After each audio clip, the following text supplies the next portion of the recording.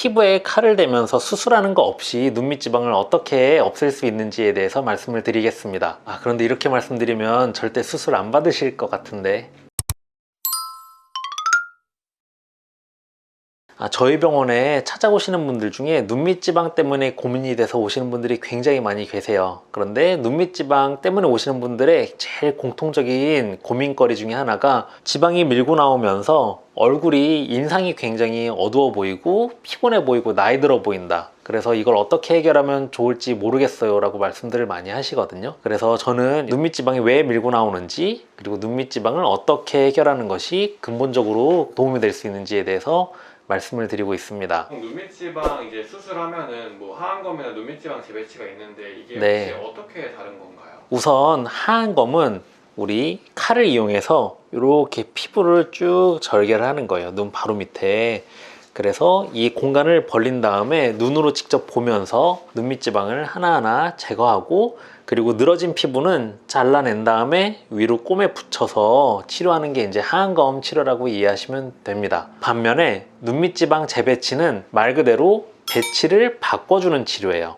눈밑 지방이 밀고 나온 부분에 이렇게 파인 부분을 눈물꼬랑이라고 하거든요. 지방을 밑으로 끌어내려서 눈물꼬랑이 있는 부분은 메꿔주고, 그리고 밀려나와 있던 부분은 밋밋하게 만들어줘서 눈밑을 부드럽게 만드는 치료가 눈밑 지방 재배치 치료라고 이해하시면 됩니다. 그래서 하안검 수술이 눈밑 지방 수술이라고 이해하시면 될 것 같습니다. 하안검 수술은 피부를 절개하고 늘어진 피부를 꿰매 붙이기 때문에 굉장히 단시간에 눈밑이 팽팽해질 수 있다는 장점이 있어요. 반면에 한번 잘라낸 피부는 손상을 한번 입는 거기 때문에 아무리 섬세하게 잘 꿰매놔도 약간의 흉터 조직으로 남을 수밖에 없고, 이런 흉터 조직이 시간이 지나면 주위의 정상적인 피부가 노화가 진행되는 속도라든지 패턴과 약간 달라질 수밖에 없기 때문에 눈매가 약간씩 바뀌거나 인상이 조금 날카로워지거나 그런 문제가 저는 좀 생길 가능성이 높다라고 말씀을 드리고 싶고요. 그리고 나이가 들면서 주위의 피부가 자연스럽게 탄력이 떨어지면서 늘어지는 게 어떻게 보면 굉장히 자연스러운 현상인데, 흉터 조직은 단단하잖아요. 피부가 이렇게 늘어질 때 흉터 조직이 물고 늘어지면서 이렇게 눈이 살짝 뒤집어지는 현상, 그래서 안구 건조증, 눈 시림 이런 불편함이 한 10년, 15년 정도 후에는 나타날 가능성이 좀 높다라고 말씀을 드릴 수 있을 것 같습니다. 그리고 아무래도 피부를 쭉 절개하고 수술하는 거기 때문에 출혈이 많을 수밖에 없고, 시술 후에 붓기나 이렇게 퍼렇게 멍이 들어서 일상생활에 좀 불편함이 한 3주에서 4주 정도 생길 가능성이 매우 높다라고 이해하시면 될 것 같습니다. 원장님, 그러면은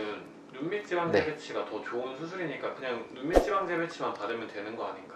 눈밑 지방 재배치는 아까 말씀드린 것처럼 눈밑 지방을 밑으로 끌어내려서 치료하는 거예요. 그런데 이제 하안검 방식으로 피부를 절개하고 하는 방식도 있지만, 최근에는 이렇게 눈매가 바뀌거나 인상이 변하는 걸 원치 않으시는 분들이 많이 계시기 때문에 눈을 이렇게 뒤집어서 보면 이렇게 빨갛게 보이는 부분이 있잖아요. 이 부분이 이제 결막이라고 보시면 되는데, 이 결막을 통해서 눈밑 지방 재배치를 하는 경우들이 많이 계세요. 이렇게 치료를 하면 즉각적으로 볼록한 눈밑 지방이 없어지면서 눈물꼬랑까지 부드럽게 완화를 시켜 드릴 수 있기 때문에 만족도가 굉장히 높은 시술 중에 하나라고 보시면 됩니다. 다만 눈밑 지방 재배치는 좀 몇 가지 한계가 있다라고 말씀을 드리고 싶어요. 우선 첫 번째, 지방이 충분히 제거되지 않고 위치만 바꿔놨기 때문에 시간이 흐르면서 앞에서 막아주는 힘, 피부의 탄력이라든지 눈둘레 근육의 긴장도가 떨어지게 되면 뒤에 남아있던 지방이 조금씩 밀려나오면서 재발을 하는 경우가 생각보다 굉장히 흔합니다. 그래서 이제 눈밑 지방 재배치나 하안검 수술 하시고 나서 제가 재수술 해드리는 분들도 생각보다 굉장히 많이 계시고요. 이제 재발했을 때는 또 스트레스가 되기 때문에 재수술을 고려하셔야 되는데, 다시 이걸 재치료할 때는 안쪽에 구조가 막 다 바뀌어 있고 또 안쪽에서 이렇게 유착이 되기 때문에 수술할 때 훨씬 난이도도 높아지고, 그럼 당연히 붓기나 멍이나 이런 부작용이 불편함이 생길 가능성도 높아질 수밖에 없고, 유착이 너무 심한 경우에는 지방을 다시 충분하게 제대로 제거하지 못하는 경우들도 생길 수 있어요.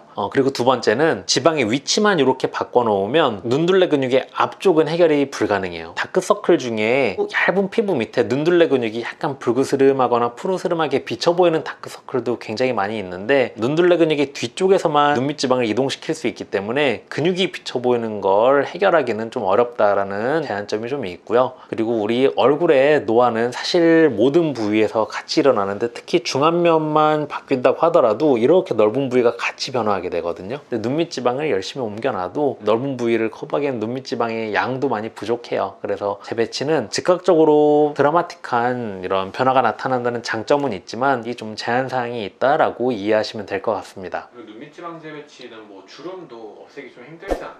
네, 왜 그러냐면 이제 눈밑지방 재배치는 피부를 잘라내서 꿰매 붙이는 게 아니다 보니까 피부에 탄력이 많이 늘어져 있는 분들, 특히 눈밑지방이 너무 많은 양이 밀려나와서 피부가 이렇게 오랫동안 팽팽하게 팽창돼 있으면 지방이 제거되는 순간 우리 바람 빠진 풍선처럼 피부가 축 처지면서 주름이 좀 많이 잡히시는 경우가 있거든요. 근데 이런 분들은 재배치 방식을 통해서 치료하게 되면 피부에 탄력이 많이 떨어져 있어서 그런 부분들까지 개선되기는 조금 어렵다는 제한점이 있습니다. 그럼 일반적으로는 좀 나이가 많은 분들은 하는 네. 거, 상대적으로 어리신 분들은 눈밑지방 재배치를 많이 하시겠네요. 제가 봤을 때는 최근에 연세가 많으신 분들은 하안검 수술을 통해서 늘어진 피부를 꿰매 붙이시는 분들이 많이 계신 것 같고요. 젊은 분들은 재배치라는 분들이 확실히 많이 계신 것 같아요. 제가 젊은 분들 치고 하안검 하신 분들은 아직 못 봤습니다. 근데 이제 하안검 수술을 하시게 되면 일단 한번 피부를 절개하기 때문에 눈둘레 근육까지 함께 손상이 돼서 자연스럽게 미소 지을 때 우리 이렇게 알통 잡히듯이 눈둘레 근육이 긴장하면서 튀어나온 게 애교살인데 근육이 한번 쫙 절개가 되면 애교살이 일단 소실이 돼요. 그래서 이제 자연스럽게 미소 지을 때도 애교살이 없어지기 때문에 저는 이제 그런 점들이 좀 안타까워서 나이 드신 분들도 하안검 수술하시기보다는 눈밑지방을 조금 해결해 놓고 그 다음에 피부의 탄력을 증가시키는 방식으로 치료를 해드리는 게 훨씬 자연스럽게 눈밑의 노화를 복원할 수 있는 방법이라고 생각을 합니다. 그래서 이제 하안검 수술은 피부를 절개하고 눈밑지방을 제거하는 치료 방식이기 때문에 훨씬 좀 큰 카테고리라고 한다면 눈밑지방 재배치는 피부를 절개하지 않고 눈밑지방의 위치만 바꿔놓는 치료이기 때문에 하안검보다는 조금 작은 카테고리에 속한다라고 이해하시면 될 것 같습니다. 저는 그렇게 생각을 해요. 조금 눈매가 바뀌거나 인상이 좀 변하는 한이 있더라도 지방이 밀고 나오고 눈 밑에 울퉁불퉁한 느낌이 신경이 너무 많이 쓰여서 눈밑이 팽팽해졌으면 좋겠다. 그런 분들은 하안검 수술을 하시는 게 더 적합하다고 생각을 하고요. 그리고 수술받은 티는 나지 않았으면 좋겠는데 눈밑지방은 자연스럽게 좀 해결을 하고 싶다라고 생각하시는 분들은 눈밑지방 재배치 치료를 하시는 게 더 적합하다고 생각을 합니다. 젊은 분들은 네. 눈밑지방 재배치를 무조건 받으면 좋나요? 눈밑지방 재배치를 하면 즉각적으로 굉장히 만족도는 높으실 거예요. 그런데 우리가 인생이 길잖아요. 앞으로 5년, 10년 살다가 인생이 끝나는 게 아니기 때문에 조금 더 장기적인 관점에서 인생을 바라보고 내 얼굴을 바라볼 필요가 있다라고 생각을 하고요. 재배치 방식은 즉각적으로는 굉장히 만족도가 높지만 시간이 지나면서 재발할 가능성이 꽤 높은 편이기 때문에 재배치를 제가 권장드리기는 조금 힘들 것 같아요. 사실 그거보다 훨씬 더 평생 동안 재발하지 않는 방식으로 치료를 할 수 있는 방법이 있기 때문에 궁금하신 분들은 영상 끝날 때 링크가 나올 거니까 그 부분을 클릭해서 보시면 많은 도움이 되실 것 같습니다. 오늘은 하안검 수술과 눈밑지방 재배치 치료가 각각의 어떤 장단점이 있는지 말씀을 드렸는데요. 본인의 상태를 잘 이해하고 본인에게 적합한 치료를 선택하셔서 좋은 결과를 얻으실 수 있으면 좋겠습니다. 감사합니다.